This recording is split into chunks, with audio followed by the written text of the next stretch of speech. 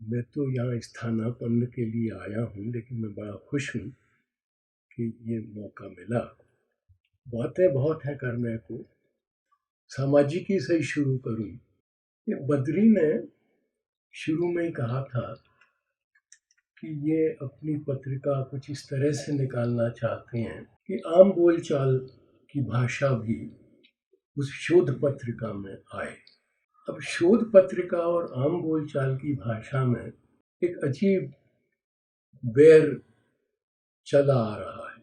और सच पूछें, फूको दरिदा कुछ एक मिनट के लिए भूल जाइए, या नहीं भूलेंगे। फूको दरिदा जब निहायत मुश्किल भाषा में बात करते हैं, जिसको कि हम 5%, 10% समझ पाते हैं, तो बड़े प्रसन्न होते हैं। राधा वल्लभ त्रिपाठी हिंदी में आवश्यकता पड़ने पर सदैव नहीं, अगर उस भाषा का प्रयोग करें जो कि हम नहीं समझ पा रहे, तो हम राधा वल्लभ त्रिपाठी को कोसते हैं।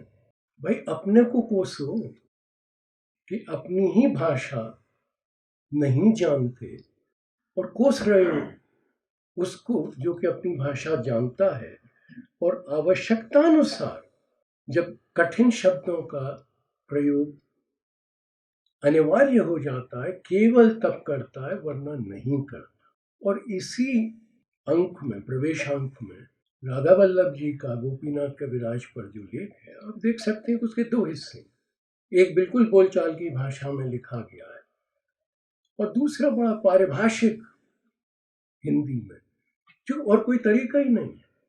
तो वो मेहनत हमको भी करनी होगी, ये नहीं तो। लेकिन बद्री ने जो अच्छा काम किया है मेरी समझ से, वो है इस तरह की भाषा को बढ़ावा देना।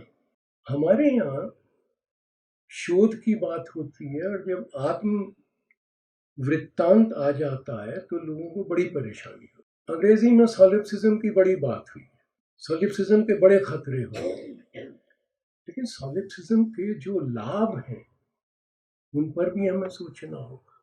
अब ये राजन ने जिस लेख का उल्लेख किया रविदास पर, वो पहले 3-4 पन्ने तो वृत्तांत्मक हैं। वो अपनी बात कहे जा रहे हैं कि मैं सुबह उठता था, मैं ये आरती सुनता था, वगैरह वगैरह, तो चली जा रही है बात 3-4-5 पेज। ये पत्रकारिता तक में नहीं होता, यहाँ शोध पत्रिका में ये हो रहा है।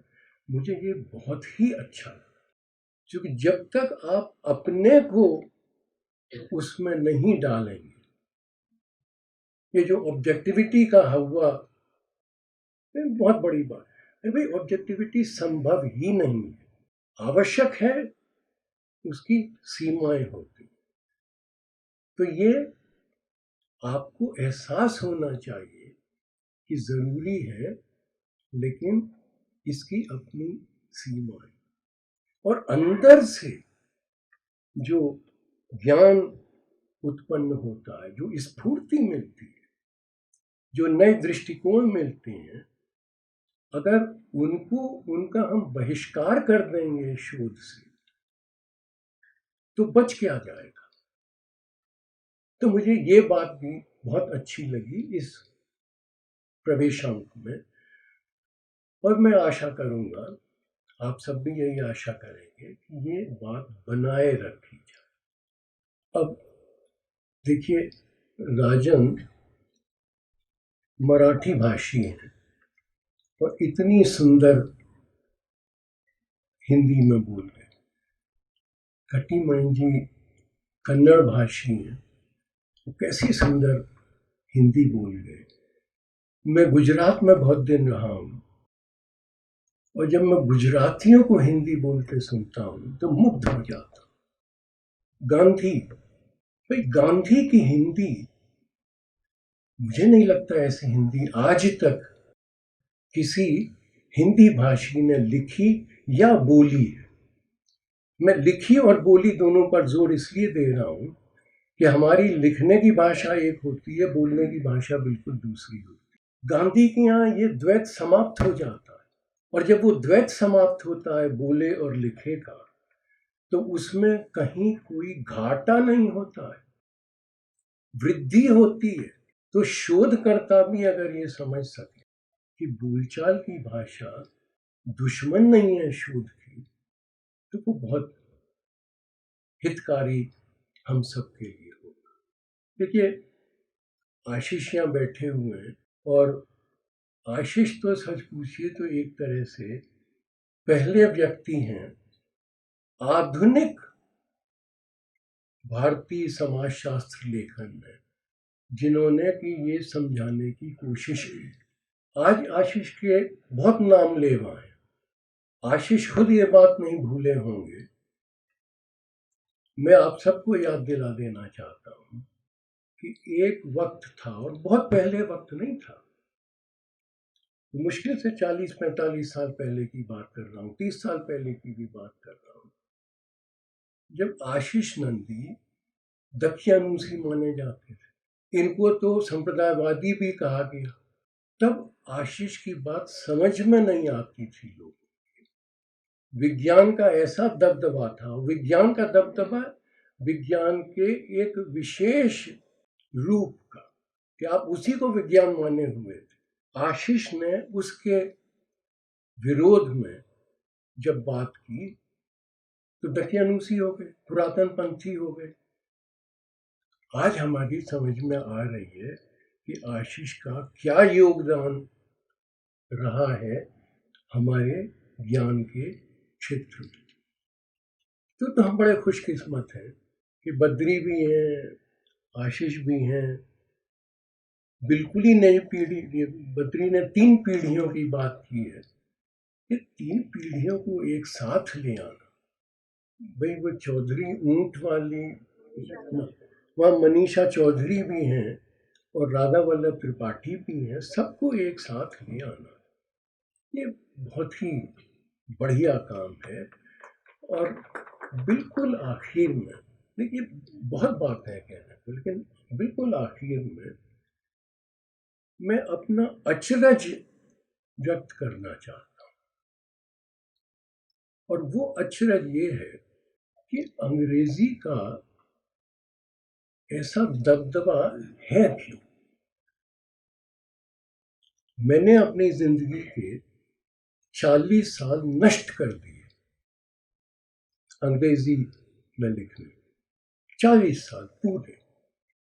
उसके बाद हिंदी, ये भी उन दोषियों, अशोक इनके एक सहकर्मी हैं, बिल्कुल नवयुवक, और जनसत्ता के भूतपूर्व संपादक, इन तीनों ने धकेला। तो मैं तो शुक्रगुजार हूँ इन लोगों का कि इन्होंने वक्त रहते चेता दिया। कारण क्या है कि हम ये समझ ही नहीं पाते हैं कि हमको अंग्रेजी नहीं आती। अचरज इस बात का है, हम इतने प्रसन्न होते हैं अपनी लिखी अंग्रेजी और बोली अंग्रेजी को लेकर कि हमें ये भान नहीं होता कि हमें अंग्रेजी नहीं आती। और होता ये है कि अंग्रेजी के पीछे आप अपनी भाषा भूल जाते। मैं तो ब्रजभाषी हूँ, बचपन से ही हिंदी साहित्य में पगा, लेकिन मैंने अपने घर में देखा कि मेरे पिता तक ने ब्रज बोलना बंद कर दिया। मैं आपको अपनी वो वेदना बता नहीं सकता हूँ कि मेरा अंतिम मित्र 9 साल पहले गुजर गया। जब उसकी मौत की खबर मुझे मिली, मैं उस समय फ्रांस में था। जो दुख हुआ वो अपनी जगह था, लेकिन उस दुख के क्षण में मन में ये आया कि अब इसके बाद मैं ब्रज किससे बोलूं। वो आखिरी आदमी है चला गया जिसके साथ मैं ब्रज बोलता। हिंदी साहित्य में हमारे यहाँ तो हर तीसरा आदमी कवि होता था। और हर पांचवा आदमी आशु कवि होता था। कोई बात हो, दिशाशूल से लेके खाने पीने तक सब पद्य में बातें होती थी। कोई भी तो ऐसी चीज नहीं थी जिसके लिए कि कविता न हो। मैं ऐसा पका हिंदी का, और मैं हिंदी भूल गया। और आज मैं बिल्कुल ईमानदारी से आपसे कह रहा हूं कि मेरी हैसियत बिल्कुल धोबी के कुत्ते की है। माया मिली न राम, अंग्रेजी मिली नहीं, हिंदी हाथ से निकल गई। तो ये तो इतना शुभ कार्य है, इतना आवश्यक कार्य है। और इस समय इस मौके पर अभय कुमार दुबे का विशेष उल्लेख न हो तो वो बहुत ही गलत होगा। अभय ने हिंदी को जो दिया है वो अप्रतिम। तो अभय, तुमको तो खुश होना चाहिए कि तुम्हारी देखा देखी एक और पहलवान आ गया है। बहुत बहुत शुभकामनाएं।